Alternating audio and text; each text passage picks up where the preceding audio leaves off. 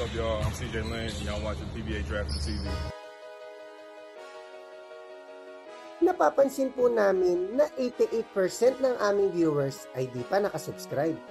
Kaya kung nagustuhan nyo naman po yung video, bilang tulong lang sa aming channel, ay hinihiling lang po namin na pakipindot ang like, subscribe button at notification bell. Maraming salamat mga ka-draft room!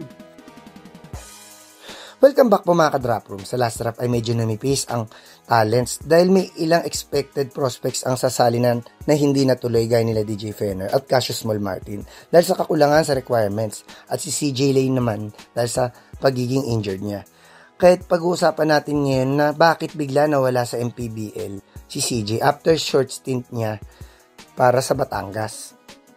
Nang time na nakausap ko siya ay nasabi niya sa akin na plano na siya paalisin dahil sa kanyang injury. Ngunit may fallback naman siya na league sa Iceland. Kaya tinanong ko siya kung babalik pa siya sa MPBL pero sinabi niya na didirekta na daw siya sumali sa draft. Yan na nga daw ang plano niya dahil kumpleto na ang kanyang requirements para sa draft.